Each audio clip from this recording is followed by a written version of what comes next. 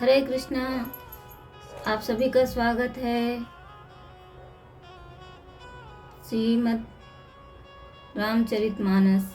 और ये वाल्मीकि रामायण है और इसमें हम अभी तक सुन चुके हैं अयोध्या कांड तक। तो अगला हमारा जो है वो है, अब हम अगले कांड में जाएंगे, आरण्य कांड में। तो आरण्य कांड में हम सुनेंगे नवा भाग है आरण्य कांड। तो हरे कृष्णा। मंगल भवनय मंगल हारी, द्रहु सो दशरथ अजर बिहारी, दीन दयाल बिरज संभारी, हरहु नाथ मम संकट भारी, श्री राम जय राम जय जय राम, श्री राम जय जय राम, श्री राम जय जय राम। हरे कृष्णा। तो मैं राधिका प्राण वल्लभ देवी दासी और मेरा कार्मिक नाम है राधा कश्यप। तो आप सभी का स्वागत है। गुरु महाराज को प्रणाम है, प्रभुपाद को प्रणाम है। नमाम विष्णुपादाय कृष्ण प्रेष्ठाय भूतले श्रीमान कर्तुदास अधिकारी नामने, नमाम विष्णुपादाय कृष्ण प्रेष्ठाय भूतले श्रीमते भक्ति वेदांत स्वामी नीति नामिने, नामस्ते सरस्वती देवी गौरवाणी प्रचारिणे, निर्विशेष शून्यवादी पाश्चात्य देश तारिणे। जय श्री कृष्ण चैतन्य प्रभु नित्यानंद श्री द्वैत गदाधर शिवासादि गौर भक्तवृंद। हरे कृष्णा कृष्णा कृष्णा हरे हरे, हरे राम राम राम हरे हरे।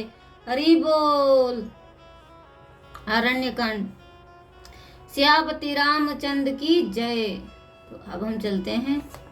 मेरे से बहुत सारी त्रुटि होंगी तो त्रुटियों को क्षमा करना, आप लोग बहुत दयालु हैं। हरे कृष्णा। जैसे ही राम सीता एवं लक्ष्मण दंडकारण्य वन के निकट पहुँचे, वैसे ही उन्होंने ऋषियों की कुटियाओं का एक समूह देखा जो अत्यंत मनमोहक प्रतीत हो रहा था। वह आश्रम जो फल व पुष्पों से लदे ऊंचे ऊंचे वृक्षों से घिरा हुआ था, जहाँ पंक्षियों के चहचहाने एवं वेद मंत्रों के उच्चारण की प्रतिध्वनि हो रही थी, देखने वालों के हृदय को पवित्र कर देता था। कुश की घास तथा वृक्षों की छाल से निर्मित वस्त्र हर स्थान पर बिखरे थे एवं मृग तथा अन्य वन्य प्राणी भय रहित होकर स्वच्छंद रूप से विचरण करते थे। राम और लक्ष्मण ने अपने अपने धनुष की प्रत्यंचा शिथिल कर दी और कुटिया में प्रवेश कर गए। ऋषियों ने उनका प्रसन्नतापूर्वक स्वागत किया तथा रहने के लिए उनकी इच्छा के अनुकूल घास फूस की कुटिया की व्यवस्था की।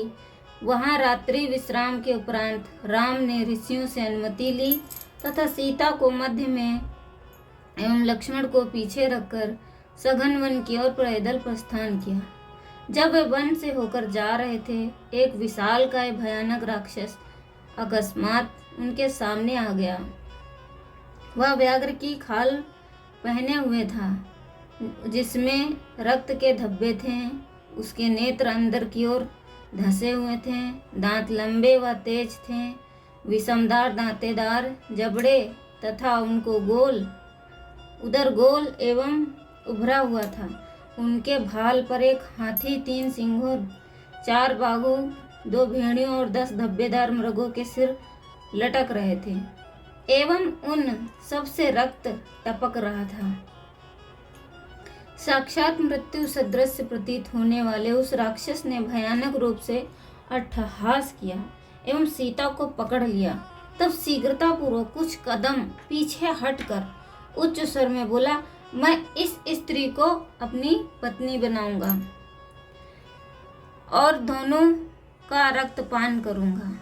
तो यहाँ पर वो राक्षस है जो माता सीता को पकड़ लेता है और कहता, मैं इसको अपनी पत्नी बनाऊंगा और तुम दोनों हो जो तुम्हारा मैं रक्तपान करूंगा।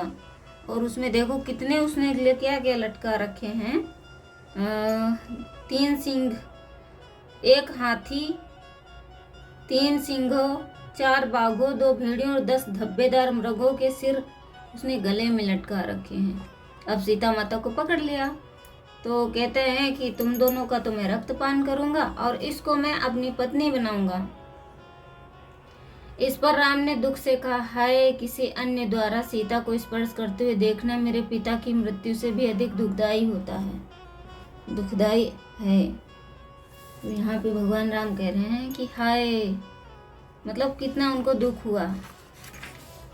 किंतु लक्ष्मण ऐसे वार्तालाप के लिए तैयार ना थे। उन्होंने राम को धिक्कारते हुए कहा, आप यहाँ खड़े हुए केवल विलाप कर रहे हैं। देखिए कैसे मैं इस राक्षस का वध करता हूँ और भरत के प्रति इतने दिनों तक दबे अपने मन के क्रोध को निकालता हूँ।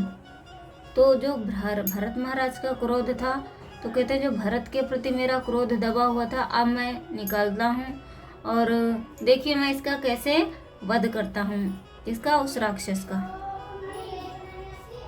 राक्षस ने प्रश्न किया, मेरे वन में आने वाले तुम कौन हो? राम ने उत्तर दिया, हम 2 क्षत्रिय हैं। मेरी पत्नी को उठाकर हमारे मार्ग में अवरोध उत्पन्न करने का साहस तुमने क्यों किया?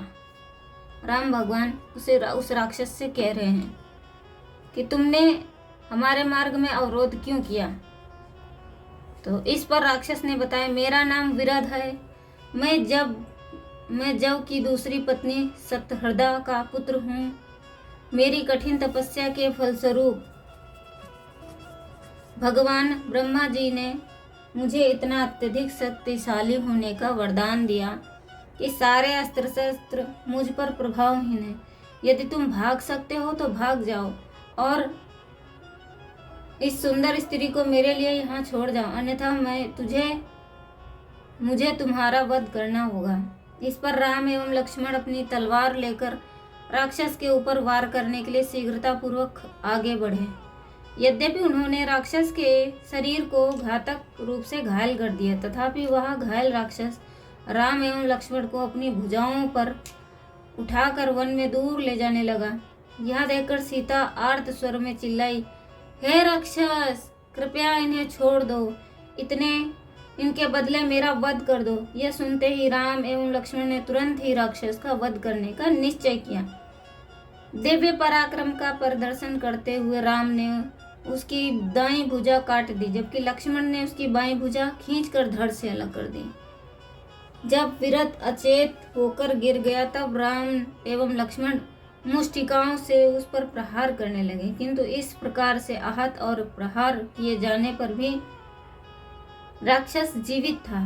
यह देखकर राम ने लक्ष्मण से कहा, चूंकि इस दुष्ट का वध युद्ध में नहीं किया जा सकता, अतः इसे जीवित गाड़ दिया जाए। मैं इसे नियंत्रण में रखता हूँ तथा तब तक तुम एक गड्ढा खोद दो। जब लक्ष्मण गड्ढा खोद रहे थे, तब विरध को चेतना आई और वह राम से बोला, अब मैं आपको जान लिया। वास्तव में मैं तुम्बर्क गंधर्व हूँ। रंभा नामक अप्सरा के पीछे आसक्त होने के कारण कुबेर ने मुझे तब तक राक्षस बने रहने पर श्राप दिया था, जब तक कि आप आकर मुझे मुक्त न कर दें। अब कृपया इस गड्ढे में मुझे गाड़ कर शाप मुक्त करें। इसके पश्चात आप ऋषि सरभंग से मिले, जो यहाँ से बाहर मील दूर निवास करते हैं। जब आप उनसे मिलेंगे तब वे आपको एक अत्यंत लाभदायक सुझाव देंगे। लक्ष्मण गड्ढा खोद रहे थे और राम अपना पैर राक्षस की गर्दन पर रखे हुए थे। तब लक्ष्मण द्वारा गड्ढा खोद लिए जाने पर राम ने उस दुष्ट को गहरे गड्ढे में डाल कर शीघ्र ही उसे विशाल शिलाओं से ढक दिया। इस प्रकार तुम्बुक ने अपना राक्षस शरीर त्याग दिया और साप से मुक्त होकर वह स्वर्गलोक पहुंच गया। उस समय विरध जैसे राक्षस को इतनी बुद्धि होती थी कि वह स्वयं को यह देह न समझकर शाश्वत जीवात्मा समझता था। तो राक्षस को पता था कि उसकी इतनी बुद्धि थी कि वह स्वयं को देह न समझकर शाश्वत जीवात्मा समझता था, जो एक के पश्चात दूसरी शरीर बदलती है।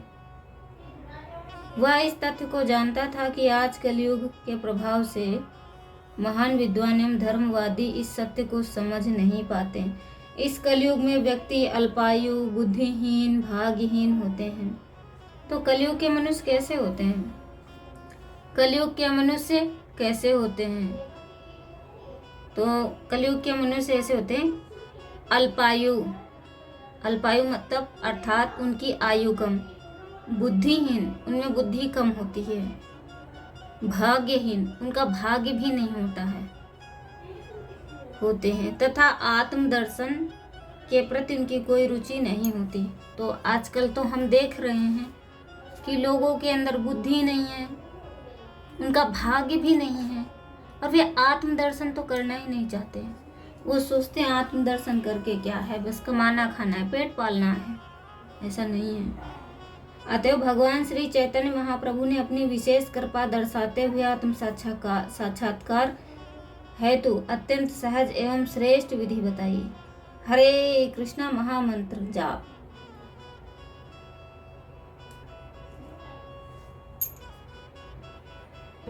राम, लक्ष्मण एवं सीता महान ऋषि सरभंग से मिलने चले। जैसे ही वे ऋषि के आश्रम के निकट पहुंचे, उन्होंने एक आश्चर्यजनक घटना देखी। देवराज इंद्र एक ऐसे दिव्य रथ पर बैठे थे जिनके पहिए पृथ्वी को स्पर्श नहीं कर सक रहे थे।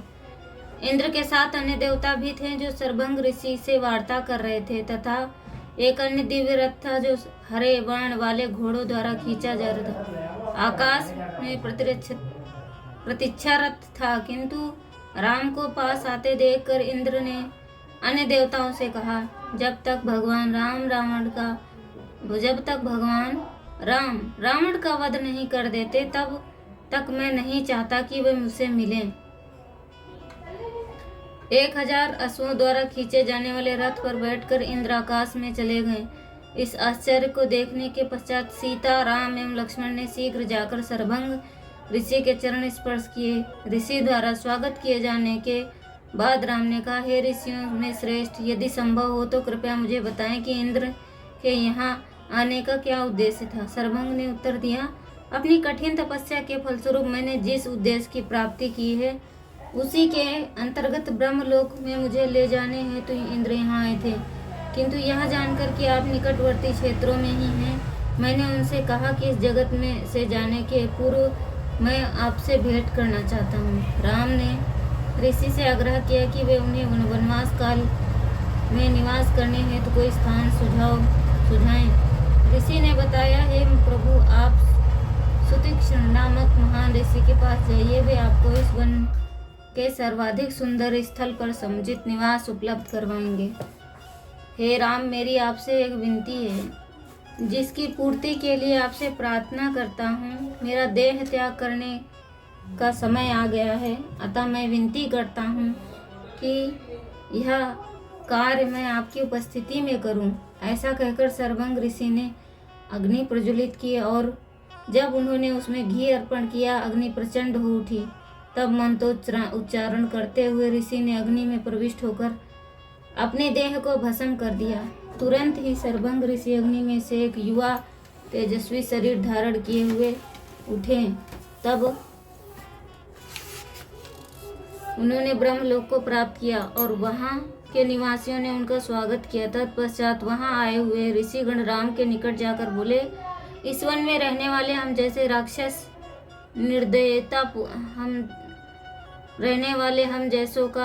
निर्दयता पूर्वक वध कर देते हैं। आप भी इधर उधर पड़े उनके मृत शरीरों को देख सकते हैं। हे राम, हम सभी आपसे विनती करते हैं कि आप हमारी रक्षा करें। राम ने ऋषियों को आश्वासन दिया, एक क्षत्रिय होने के कारण मैं आपका सेवक हूँ, अतः मैं आपकी सुरक्षा के लिए राक्षसों का वध करूँगा। मुनियों सहित राम सुतीक्ष्ण ऋषि के आश्रम पहुँचे। राम ने ऋषि को प्रणाम किया और तब ऋषि ने कहा, मैं आपके आगमन की प्रतीक्षा में था।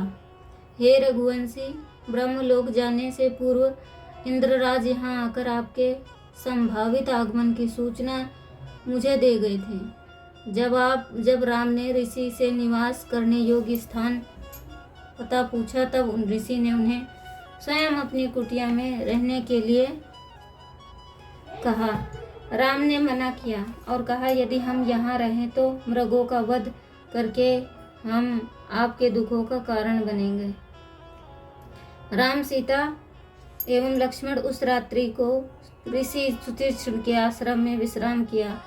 अगले दिन ऋषि को प्रणाम करने के पश्चात राम ने उनसे विदा ली। सुतीक्ष्ण ऋषि ने राम का आलिंगन किया एवं दंडकारण्य वन में स्थित विभिन्न कुटियाओं में विचरण करने के पश्चात पुनः पधारने का निमंत्रण दिया। तत्पश्चात सीता ने राम को चतुराई से परामर्श देने के विचार से कहा, मेरे प्रिय पति देव, भौतिक प्रकृति के शक्तिशाली प्रभाव के कारण एवं भद्र मनुष्य के भी क्रमशः पतन होने की संभावना रहती है। अतः भौतिक इच्छाओं के फलस्वरूप उत्पन्न दुराचार से बचने के लिए सदैव सतर्क होकर अपने मन तथा इंद्रियों को नियंत्रण में रखना चाहिए। 3 प्रकार के पापों का सदैव त्याग करना चाहिए। 3 प्रकार के पापों का सदैव त्याग करना चाहिए। नंबर 1 मिथ्या वचन। 3 प्रकार के पाप कौन है?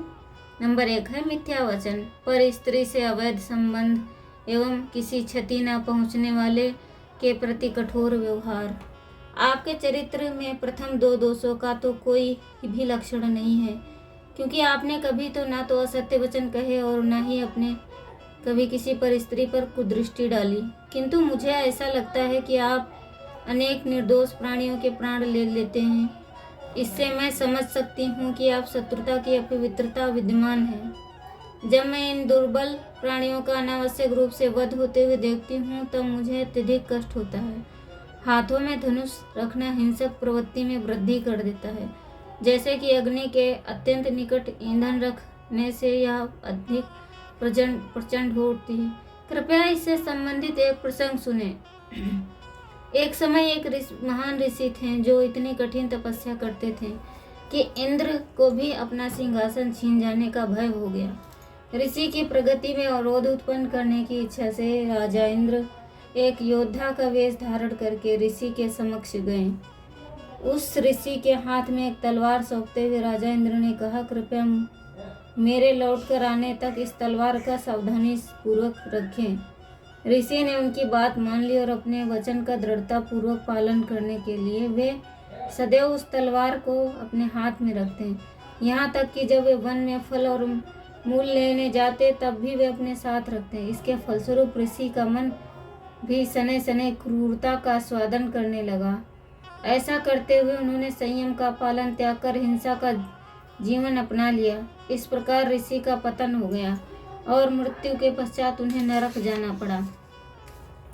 अतएव मेरे प्रिय पतिदेव, चूंकि इंद्र की तलवार के सानिध्य मात्र से ही वह ब्राह्मण पराजित हो गया, अतः मैं आपसे आग्रह करती हूँ कि केवल उन राक्षसों का वध करने हेतु ही धनुष उठाएं जो ऋषियों को तंग करते हैं।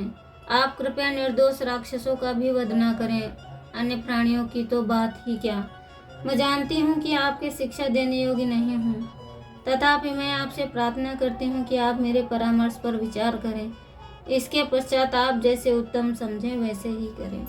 राम ने उत्तर दिया, मेरी प्रिय सीता, मैं तुम्हारे विवेकपूर्ण वचनों की सराहना करता हूँ। मुझे ज्ञात है कि प्रेमवश मेरे कल्याण हेतु तुमने यह परामर्श दिया। अपने प्रिय पात्र को ही ऐसा उन्मुक्त परामर्श दिया जा सकता है। हे जनक सुता, हे ऋषि, इन राक्षसों का सरलता से वध कर सकते थे, किंतु वे ऐसा नहीं करते, क्योंकि इससे उनके द्वारा संचित यौगिक शक्ति का ह्रास होगा। अतएव मैंने दंडकारण्य वन में सभी राक्षसों का वध करने का निश्चय किया है। यदि मुझे किसी कारणवश तुम्हारा या लक्ष्मण का त्याग करना पड़े तो भी मैं ब्राह्मणों का दिया हुआ वचन कभी भंग नहीं करूँगा। राम, सीता एवं लक्ष्मण एक अत्यंत सुंदर जल प्रपात के निकट पहुँचे। अधिक निकट जाने पर उन्होंने जल प्रपात के जल में आती हुई संगीत की ध्वनि सुनी, किंतु वह स्थान निर्जन था। उसी समय धर्मव्रत नामक के एक ऋषि वहां आए और राम ने उनसे यह रहस्यमय संगीत के विषय में जिज्ञासा की। ऋषि बताने लगे, यह जल प्रपात पंचाप्सरा के नाम से जाना जाता है। इसकी निर्माण मंदाकिनी ऋषि ने अपनी यौगिक शक्ति से किया था। एक बार मंदकर्णी ऋषि ने जल प्रपात के तट 10,000 वर्षों तक का केवल वायु पर जीवित रहकर तपस्या की। देवताओं को यह सोचकर भय होने लगा कि कहीं ऋषि की इच्छा देवताओं के पद लेने की तो नहीं है। अतः मंदकर्णी ऋषि को तपस्या से विमुख करने के लिए देवताओं ने 5 अप्सराओं को नियुक्त किया। ऋषि उन स्त्रियों के वशीभूत हो गए और उन्होंने उन सभी से विवाह कर लिया। तत्पश्चात ऋषि ने जल के अंदर एक गुप्त भवन निर्माण किया और वे अपनी पत्नियों सहित वहां रहने के लिए चले गए। जो ध्वनि आप सुन रहे हैं वह अप्सराओं के संगीत की ध्वनि है। आप भी वे निरंतर उस ऋषियों की सेवा आज भी वे निरंतर उस ऋषि की सेवा में लगी हुई हैं, जिन्होंने अपने योगिक पराक्रम के उपयोग से पुनः युवावस्था प्राप्त कर ली है। राम, सीता एवं लक्ष्मण दंडकारण्य वन में एक आश्रम से दूसरे आश्रम तक भ्रमण करने लगे। वे कुटिया में 1 सप्ताह तक एक मास या कुछ अधिक, कभी कभी 1 वर्ष तक भी निवास करते हैं। इस प्रकार राम के वनवास के 10 वर्ष सुख व संतोष से व्यतीत हुए। इसके पश्चात वे 3 सुतीक्ष्ण मुनि की कुटिया पर निवास करने के लिए लौट आए। एक दिन सुतीक्ष्ण मुनि के संग वार्तालाप करते हुए राम ने कहा, मैंने सुना है कि महान मुनि अगस्त्य दंडकारण्य वन में ही कहीं निवास करते हैं, किंतु इस विशाल वन में उन्हें ढूंढ नहीं पाया। मैं ऋषि को प्रणाम करके उनसे आशीर्वाद लेना चाहता हूँ। कृपया मुझे उनके आश्रम की दिशा बताएं। सुतीक्ष्ण मुनि से मार्ग पूछने के पश्चात राम, सीता एवं लक्ष्मण सहित चल दिए। जब वे अगस्त्य ऋषि के आश्रम के निकट पहुंचे तब राम ने यह वृत्तांत सुनाया। एक समय वातापी एवं इलवल नामक 2 राक्षस भाई यहाँ रहा करते थे। इलवल ब्राह्मण का वेश धारण करके तथा संस्कृत में बोलते हुए वास्तविक ब्राह्मणों की स्मृति धरोहर श्राद्ध में आने के लिए निमंत्रण देता। इसके पूर्व वे ब्राह्मण पहुँचे। वहाँ वातादि को भेड़ रूप में बुलवाता। तब अपने भाई के मांस को पकाकर इलवल उनसे ब्राह्मणों को खिला देता। इस प्रकार जब तब वातापी ब्राह्मणों के पेट में जाता तब इलवल उच्च स्वर में पुकारता, हे मेरे भाई बाहर आओ। यह सुनकर वातापी ब्राह्मणों के पेट चीरकर भेड़ की तरह मिमियाते हुए बाहर आ जाता। इस प्रकार इन 2 राक्षसों ने सहस्त्र ब्राह्मणों का वध किया। अंततः देवताओं के निवेदन पर अगस्त्य मुनि वहां आमंत्रित अतिथि के रूप में पहुंचे।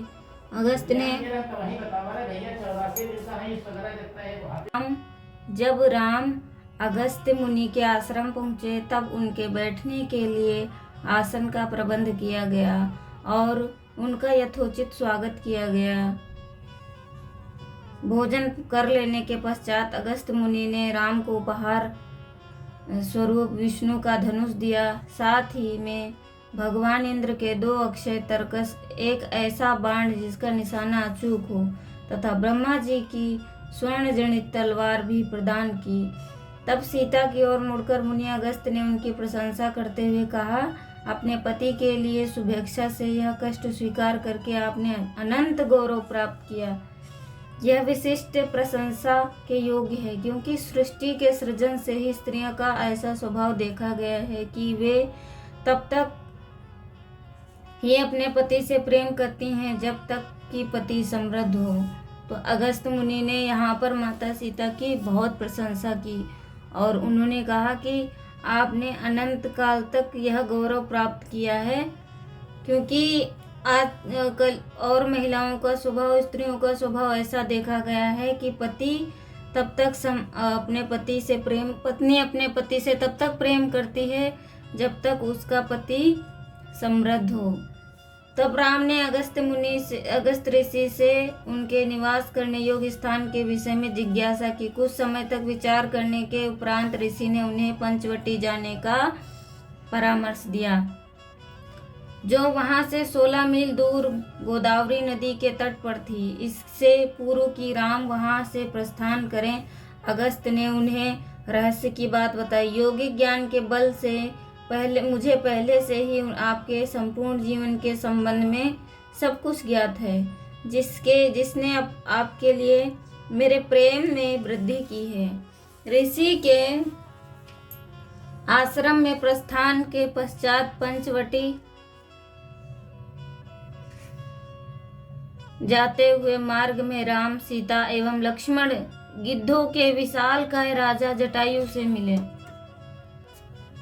उसे राक्षस समझकर राम ने पहले उसके विषय में जानना चाहा। नम्र शब्दों में जटायु ने उत्तर दिया, मेरे पुत्र, मैं आपके पिता का घनिष्ठ मित्र था। बहुत समय पूर्व कश्यप ने दक्ष की 8 पुत्रियों से विवाह किया था। विनता से अरुण तथा तामसा से सेनी उत्पन्न हुए।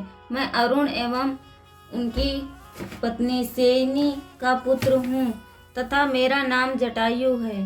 मेरे प्रिय राम, कृपया आप मुझे अपने सच्चे सेवक के रूप में स्वीकार करें। चूंकि इस वन में अनेक भयंकर राक्षस रहते हैं, अतः आप एवं लक्ष्मण जब कुटिया छोड़कर जाएंगे तब मैं सीता की रक्षा करूंगा। तो ये जटायु ने प्रभु श्री राम से कहा कि जब आप वन में जाएंगे तो मैं सीता माता की रक्षा करूंगा। आपने पिता के साथ जटायु का पूर्व संबंध होने के कारण राम ने उन्हें सादर प्रणाम किया। निरंतर सतर्क रहते हुए गिद्धराज जटायु उनके संग पंचवटी तक आए। पंचवटी पहुंचकर राम ने एक उचित स्थान पर कुटिया का निर्माण किया और कहा, जलाशय अथवा नदी के निकट निवास निर्माण उचित होगा, क्योंकि हरियाली एवं जल मिलकर एक आदर्श सुंदर दृश्य प्रस्तुत करते हैं। राम ने गोदावरी के तट के निकट निवास करने का निर्णय किया, जिसके निकट गुलाबी एवं नील कमल के अलंकृत एवं सुंदर सरोवर था। वहां की भूमि समतल थी, जो संपूर्ण क्षेत्र का एक मनोहर दृश्य प्रस्तुत करती थी। निकट ही पर्वतों की गुफा में गूंजने वाली मयूर की ध्वनि सहित जल पक्षी एवं हंस को भी सुना जा सकता था। एक सुंदर कुटिया का निर्माण कर लेने के पश्चात उन्होंने पुष्प आदि अर्पित कर उसका शुद्धिकरण किया और तब राम ने उसमें प्रवेश किया। शरद ऋतु के आगमन पर प्रातःकालीन धूप का स्पर्श आनंददायक प्रतीत होता था। एक दिन सुबह जब राम एवं लक्ष्मण नदी में स्नान करके लौटने के पश्चात आपस में अपने धार्मिक कर्तव्यों के विषय में चर्चा कर रहे थे, उसी समय एक राक्षसनी दिखाई दी। राम को देखते ही वह काम वासना से ओतप्रोत हो उठी। अपने आभायुक्त गहन हरित नीलवर्ण तथा कमल दल के सदृश नयन वाले राम मानव रूप में साक्षात प्रेम के देवता ही प्रतीत हो रहे थे। दूसरी ओर वह राक्षसनी अति कुरूप थी। उसका पेट उभरा हुआ था, स्तन मुरझाए हुए, आंखें विकृत तथा केश ताम्रवर्णी थे, जबकि राम का शरीर युवा सुगठित सुडौल तथा राजोचित चिन्हों से युक्त था। राक्षसनी अधेड़ अवस्था की तथा पूर्ण कुरूप थी। यद्यपि वह अपना स्वरूप इच्छानुसार परिवर्तित कर सकती थी, किंतु वह राम को देखकर इतनी कामुक हो गई कि वह अपने भद्दे स्वरूप को परिवर्तन करना भूल गई। वह राम के पास जाकर बोली, हे सुंदर पुरुष, तनिक मुझे बताएं कि आप कौन हैं और एक सन्यासी की भांति वस्त्र पहने हुए वन में क्या करने आए हैं। वस्तुतः आप सन्यासी की पोशाक धारण किए हैं और जटाधारी हैं, किंतु आप धनुष लिए हुए एक स्त्री के साथ हैं। राक्षसों के इस क्षेत्र में आप किस प्रकार से आप किस प्रयोजन से यहाँ आए हैं? आप मुझे बताएं कि आप कौन हैं और मैं आपकी सभी इच्छाएं पूर्ण करूंगी। उत्तर में राम ने अपने वन में आने की घटनाओं का संक्षिप्त विवरण दिया। तब उन्होंने राक्षसनी से उसके विषय में पूछा। तब उसका मातुर राक्षसनी ने उत्तर दिया, हे कमल के समान नयनों वाले, आप वास्तविक सत्य सुने। मेरा नाम शूर्पणखा है। मैं रावण, कुंभकर्ण, विभीषण, खड्ग एवं दूषण की बहन हूँ। मैं इसी वन में रहती हूँ तथा सभी प्राणियों के हृदय में भय उत्पन्न करती हूँ। यद्यपि मेरे सभी भाई अत्यंत शक्तिशाली हैं, किंतु मैं उन सबसे बढ़कर हूँ। मुझे अपने मन की बात बता देनी चाहिए। आपके प्रति प्रेम उमड़े प्रेम के कारण मेरा मन व्याकुल है। मेरी इच्छा है कि आप मेरे पति बन जाएं। आप अपनी इस कुरूप तथा विकृत स्वरूप वाली पत्नी को परित्याग करें। उल्टा बोल रही है। माता सीता को कुरूप बोल रही है जबकि वो खुद थी। तो यहाँ पर दुष्ट स्त्रियों की पहचान यही है कि खुद को बहुत सुंदर समझती हैं और दूसरों को कुरूप। तो यहाँ पर भी शूर्पणखा का यही था विचार कि वो राम से कहती है कि आप इस भयंकर विकृत शरीर वाली महिला को त्याग करें, पत्नी का परित्याग कर दें, क्योंकि वह आपके समान महान वीर के योग्य नहीं है। मैं शक्तिशाली हूँ और इच्छानुसार कहीं भी भ्रमण कर सकती हूँ, अतः मैं ही आपकी जीवन संगिनी बनने के योग्य हूँ। तो एक जो दुष्ट स्त्री होती है ना, वो चालाकी से क्या करती है, किसी के घर को अगर वो खत्म करना चाहती है, मतलब अगर किसी के घर गृहस्थी में बाधा उत्पन्न करती है, घर गृहस्थी खंडित करवाती है, तो क्या बोलती है एक पुरुष से कि आप उसका त्याग कर दें, वो सुंदर नहीं है, वो आपके योग्य नहीं है, मैं ही, वो अपनी तारीफ करेगी, कहती है कि मैं ही आपकी पत्नी बनने योग्य हूँ और आप ही मेरा चयन करें, मैं जीवन संगिनी बन सकती हूँ आपकी, और मैं कहीं आप जा सकती हूँ, इसलिए आप उसका परित्याग करें और मैं आपकी पत्नी अर्धांगिनी बनने के योग्य हूँ। सर्वप्रथम मैं इस समतल उत्तरावली सीता एवं लक्ष्मण का वध कर दूंगी। तदुपरांत हम दोनों सुंदर दंडकारण्य वन के पर्वतों एवं घाटियों में विहार करते हुए मुक्त रूप से आनंद ले सकेंगे। जब राक्षसनी कामुक दृष्टि से राम की ओर देखने लगी, तब राम उसके विवाह प्रस्ताव पर हंसने लगे। तब राम ने विनोद पूर्वक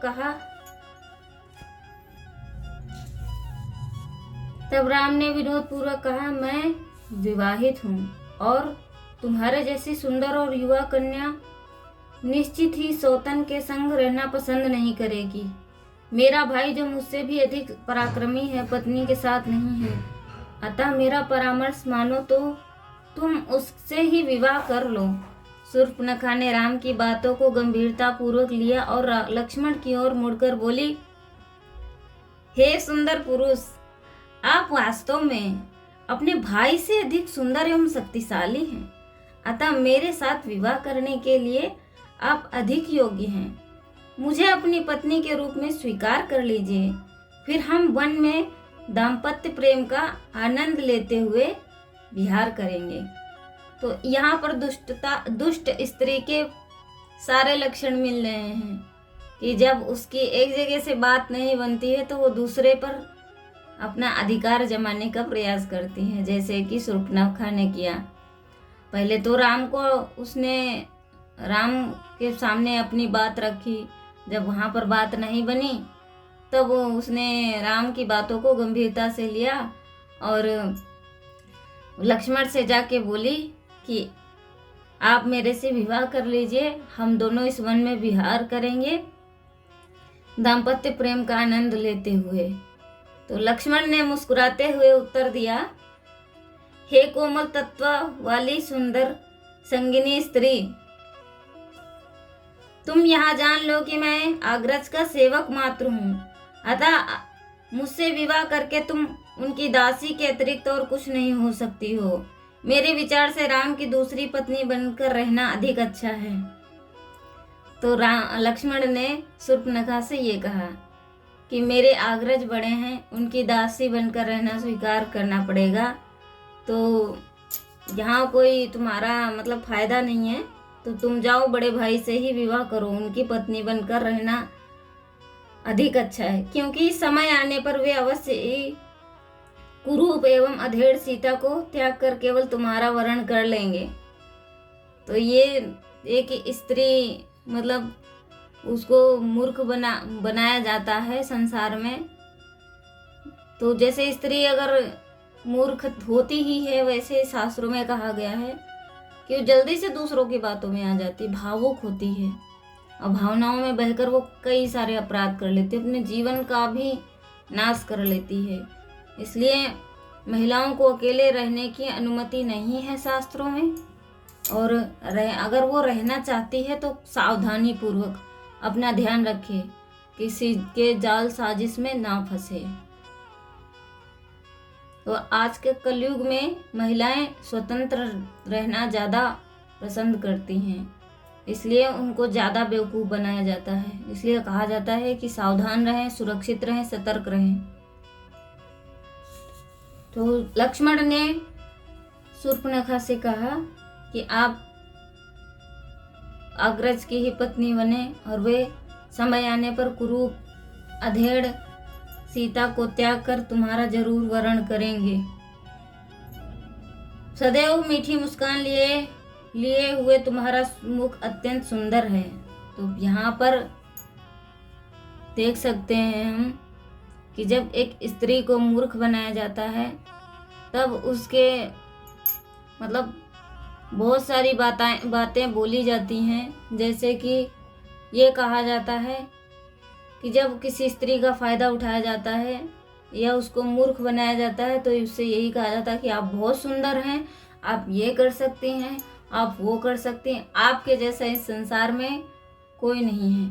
तो हर एक स्त्री के साथ ऐसा होता है, बहुत कम होंगी जो उनके साथ ऐसा नहीं होता होगा। जब कोई फ़ायदा उठाना चाहता है ना आपका, तो इसी प्रकार के शब्द आपको सुनने को मिलेंगे। तो राम तो उनकी मतलब उनको ऐसे बोल रहे हैं लक्ष्मण कि मतलब जैसे उसका स्वरूप था एक कुरूप, एक अधेड़ और अधेड़ स्त्री। तो फिर राम ने उनकी ऐसे प्रशंसा की कि सदैव मीठी मुस्कान लिए ही तुम्हारा मुख अत्यंत सुंदर है, तुम्हारे पुष्ट स्तन, पतली कमर एवं चौड़े नितंब देखकर कोई भी व्यक्ति अन्य स्त्रियों को भूल जाएगा। कौन तुम्हारा प्रतिकार कर सकता है? राम से विवाह कर लो, वे अपनी कुरूप पत्नी को त्याग देंगे। शूर्पणखा इतनी सरल बुद्धि की थी कि वह राम एवं लक्ष्मण द्वारा किए जा रहे विनोद वार्तालाप को समझ न सकी।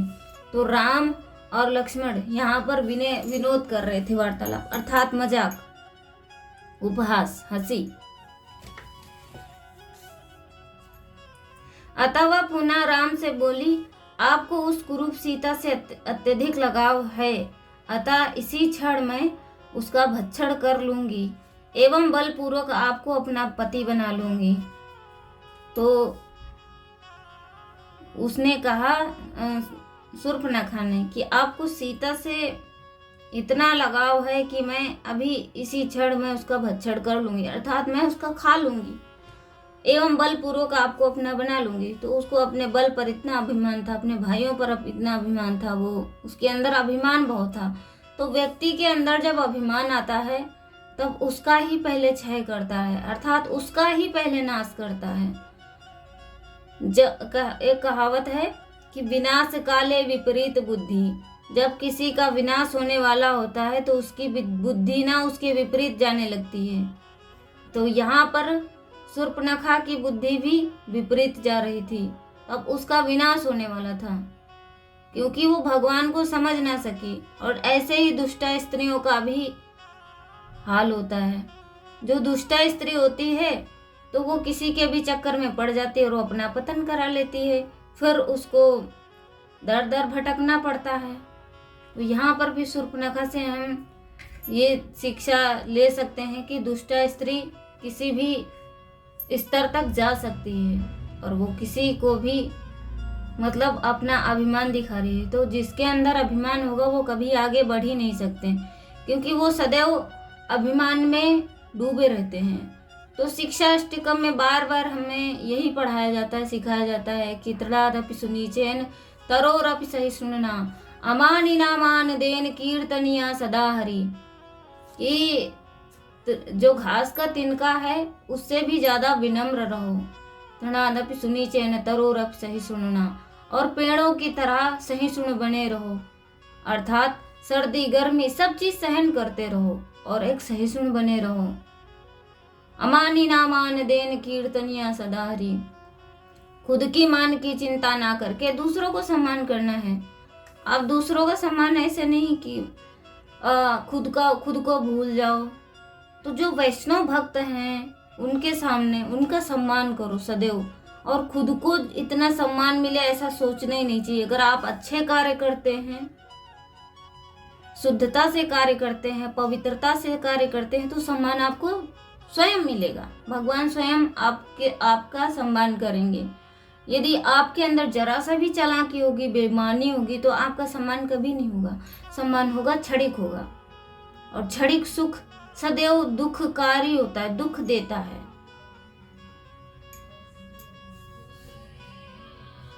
यह कहकर शूर्पणखा सीता के निकट गई, किंतु राम ने उसे रोककर लक्ष्मण से कहा, तुम्हें इस राक्षसनी से इस प्रकार विनोद नहीं करना चाहिए जिससे सीता विपत्ति में आ जाए। अब इसे इस प्रकार कुरूप करो जिससे कि तुम्हें उचित शिक्षा मिले, इसे उचित शिक्षा मिले। अपने अग्रज की आज्ञा पर लक्ष्मण ने तलवार खींचकर वेग से शूर्पणखा की नाक और कान काट दिए। शूर्पणखा पीड़ा से चीखने लगी और रक्त से लथपथ होकर वन की ओर पलायन कर गई। वह शीघ्र ही जन स्थान गई जहां उसका भाई खर अन्य अनेक राक्षसों के साथ निवास करता था। भयभीत तथा रक्त से लथपथ शूर्पणखा अपने भाई के पैरों में गिर पड़ी और विलाप करने लगी। खर ने देखा उसकी बहन विलाप करते हुए स्पष्ट शब्दों में घटना का विवरण देने का प्रयास कर रही थी। अपनी बहन का अंग भंग देखकर खर्ण का हृदय क्रोध और प्रतिशोध से भर उठा। कुचले हुए सर्प के समान फुफकारते हुए खर ने कहा, मेरी बहन जरा उठो और शांत हो जाओ। स्वयं को शांत करो और मुझे बताओ कि क्या हुआ। तुम्हें घायल करने का साहस किसने किया? उसे ज्ञात नहीं कि ऐसा करके उसने विषपान किया? ऐसा कोई देवता, दैत्य, गंधर्व या ऋषि नहीं जो तुम्हें चोट पहुंचाकर अपने जीवन की रक्षा कर सके? उस अपराधी का विवरण दो, मैं अपने तीक्ष्ण बाणों से भेद कर उसका रक्तपान करूंगा। उच्च स्वर में विलाप करती हुई शूर्पणखा ने उत्तर दिया, राम एवं लक्ष्मण नामक दो भाई हैं जो दंडकारण्य वन में निवास करते हैं। मुझे ज्ञात नहीं कि वे देवता हैं या दैत्य, किंतु मैं उनका रक्तपान करके ही संतुष्टि का अनुभव करूंगी, क्योंकि उन्होंने मेरा अंग भंग किया है। तब खर ने 14 शक्तिशाली राक्षसों को बुलाया और उन्हें शूर्पणखा के साथ राम, लक्ष्मण एवं सीता का वध करने के लिए भेजा। तब राक्षस वहां पहुंचे। तब उन्होंने देखा कि उस समय राम सीता के साथ कुटिया में बैठे थे एवं लक्ष्मण द्वार पर पहरा दे रहे थे। उन भयानक मनुष्य भक्षियों को देखकर राम ने लक्ष्मण से कहा, तुम सीता के साथ यहाँ रहो, मैं जाकर इन राक्षसों से युद्ध करता हूँ। तब राम ने लक्ष्मण को राक्षसों को बुलवाया। हम यहाँ ऋषियों के आग्रह पर आए हैं, तुम्हारे पापों से तंग आकर हमारी सुरक्षा चाहते हैं। हम फल तथा मूल खाकर संयम का जीवन व्यतीत करते हैं। तुम सब यहाँ विघ्न उत्पन्न करने क्यों आए हो? यदि अपने प्राण प्रिय हो तो इस क्षण लौट जाओ। इस प्रकार ललकारे जाने पर आश्चर्यचकित राक्षस अपने रक्तिम लाल नेत्रों से राम को घूरने लगे और बोले, हमारे स्वामी खंड तुम पर अत्यंत रुष्ट हैं और उन्होंने हमें तुम्हारा वध करने की आज्ञा दी है। तुम हम सब से युद्ध करने का विचार कैसे कर सकते हो? क्षण भर में हम अपने शस्त्रों से तुमको कुचल देंगे, तुम समाप्त हो जाओगे। शस्त्र उठाए हुए राक्षस राम की ओर बढ़े। 14 बाणों से राम ने उनके शास्त्रों के टुकड़े कर दिए। अन्य 14 बाणों से उनके हृदय भेद दिए। इस प्रकार कटे धड़ वाले राक्षसों की भांति राक्षस भूमि पर गिर पड़े और अपने ही रक्त से लथपथ हो गए। भय के मारे कांपती हुई शूर्पणखा इस हत्या की सूचना देने अपने भाई के पास गई और बोली, तुमने उन राक्षसों को राम एवं लक्ष्मण का वध करने के लिए भेजकर मुझे शांत करने का प्रयास किया, किंतु उन्होंने अत्यंत सहजता से सभी राक्षसों का वध कर दिया। अब तुम्हें स्वयं ही उन राम और एवं लक्ष्मण का वध करने जाना चाहिए। यदि तुम मेरे साथ इस मेरे साथ हुए इस दुर्व्यवहार का प्रतिकार नहीं करोगे तो मैं लज्जा के कारण अपने प्राण त्याग दूंगी। यह कहकर शूर्पणखा व्याकुल होकर भूमि पर गिर पड़ी और उधर पीट पीट कर विलाप करने लगी। अपनी बहन के कटु वचन सुनकर खर ने क्रोध में आकर वचन दिया, दुखी मत हो मेरी बहन, मैं वचन देता हूँ कि राम एवं लक्ष्मण का आज ही वध कर दूंगा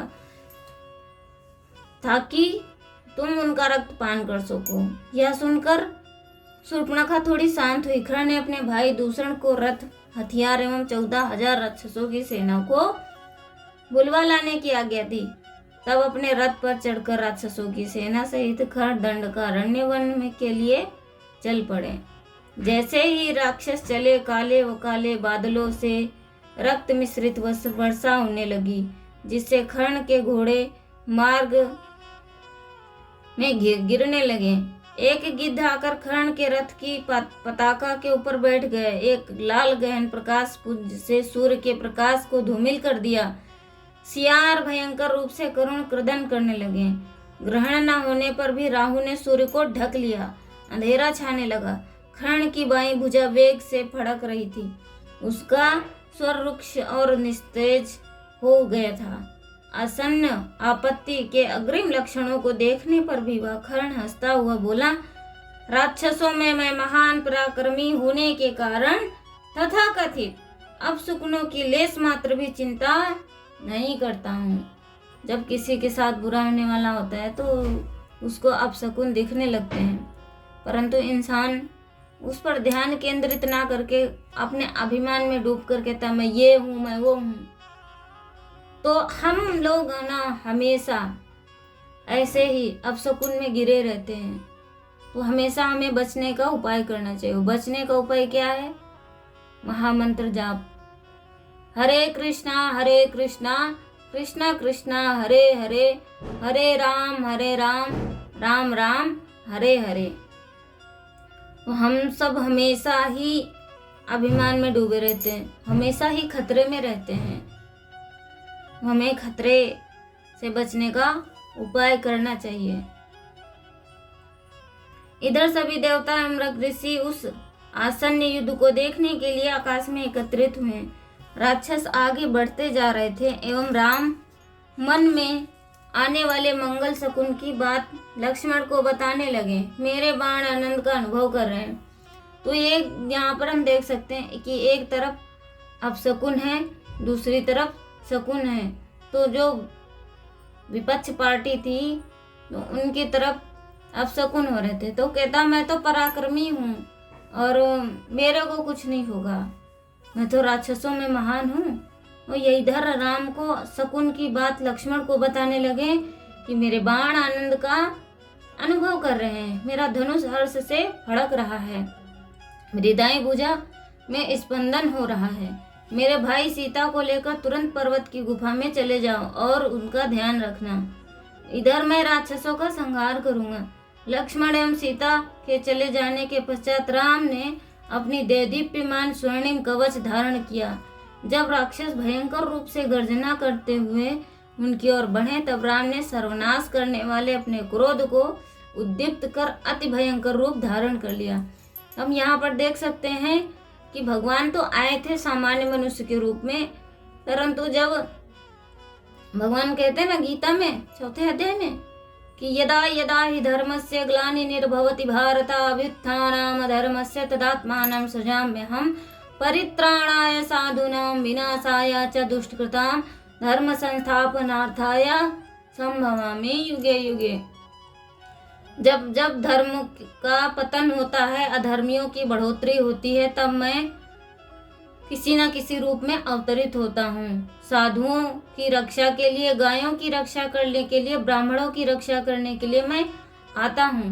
तब भगवान ने यहाँ पर अपना विकराल रूप प्रकट किया, क्योंकि अब यहाँ पर राक्षसों ने उत्पात मचाया और जो उस वन में साधु संत ऋषि मुनि तप करते थे उनको वो लोग परेशान करते थे, प्रताड़ित करते थे। इसलिए राम ने कहा कि मेरे भाई तुम जाओ, सीता को ले जाकर गुफा में जाओ, मैं इनका वध करता हूँ।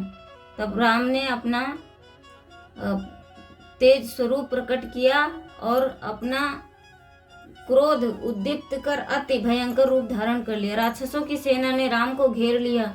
10,000 बाण छोड़े। अन्य राक्षसों ने गदा, बर्छी, तलवार एवं कुठार सहित असंख्य शस्त्र छोड़े, किंतु राम ने उनके अस्त्रों को अपने बाणों से नष्ट कर दिया। घायल होने एवं रक्त निकलने पर भी ऐसा लग रहा था कि मानो उन्हें किसी भी प्रकार की पीड़ा नहीं हुई हो। तब राम ने सहस्त्रों बाण छोड़े, जिससे राक्षसों के धनुष, पताकाएं, ढाले, कवच एवं और शरीर के अंग नष्ट हो गए। वस्तुतः अनेक राक्षस अपने नष्ट हो चुके रथों, हाथियों तथा घोड़ों सहित मरकर गिरने लगे। इस पर राक्षस अधिक क्रुद्ध हो उठे एवं राम पर और अधिक अस्त्रों से प्रहार करने लगे, किंतु राम ने अपने बाणों से उनके अस्त्रों के टुकड़े टुकड़े कर दिए एवं अनेक राक्षसों के हृदय को भेद कर उनका वध कर दिया। उनमें से अनेक राक्षसों के विचित्र सिरों को उनके विशालकाय धड़ से काटकर पृथक कर दिया।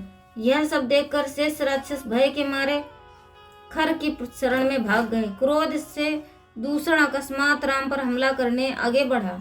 उसने पराक्रम से उत्साहित होकर अनेक राक्षसों से उनका साथ देने हेतु उनका पीछा किया। इधर राम ने उत्तम गंधर्व अस्त्रों को धारण कर लिया। इस तरह उन्होंने अपने धनुष से सहस्त्रों बाण छोड़े, जिन्होंने कुछ समय के लिए सूर्य को ढक दिया, जिससे युद्ध का दृश्य विलुप्त हो गया तथा अंधकार छा गया। उनके बाणों से सहस्त्र राक्षसों के अंग भंग कर दिए तथा उनके खंडित अंगों वाले शवों को अंबार लगा दिए। शेष 5,000 राक्षसों को लेकर दूषण ने अपनी सेना को एकत्रित किया और वह राम के ऊपर आक्रमण करने चल पड़ा।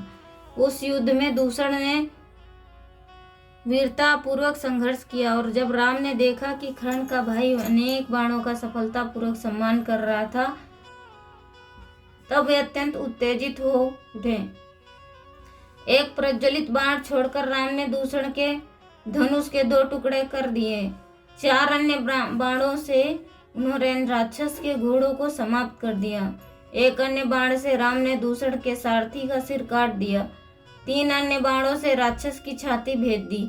भयंकर पीड़ा से दूषण अपनी विखंडित रथ से कूदकर एक नुकीली गदा उठाकर राम का वध करने के उद्देश्य से बिना विचार किए उनकी ओर दौड़ पड़ा, किंतु शीघ्र ही 2 बाणों का उपयोग कर राम ने दूषण की भुजाएं काट दी और तब एक अन्य बाण से उस भयंकर राक्षस का वध कर दिया। दूषण को गिरते हुए देख उसकी सेना प्रतिशोध के लिए राम की ओर दौड़ी। राम ने मन की गति से चलने वाले 5,000 बाण इस प्रकार छोड़े मानो भारी संख्या से प्रज्वलित तारे उल्का आकाश में गिर रहे हों। शीघ्र ही वे 5,000 राक्षस मारकर भूमि पर गिरा दिए। इस भीषण संहार को देखकर कर्ण ने अपने शेष सैनिकों राम पर आक्रमण करने की आज्ञा दी, किंतु राम ने शीघ्र ही उन्हें भी समाप्त कर दिया। इस प्रकार 14,000 राक्षसों का वध किए जाने के कारण दंडकारण्य वन अनेक रक्त से मिश्रित कीचड़ के सागर जैसा बन गया। केवल कर्ण एवं त्रिशिर जीवित बचे। हरे कृष्णा। तो अब हम अगले पार्ट में देखेंगे कि आगे किस प्रकार युद्ध हुआ। 14,000 राक्षस को तो राम ने ध्वस्त कर दिया, मार दिया, उनका वध कर दिया। तो आगे की कथा अब हम कल सुनेंगे। हरे कृष्णा।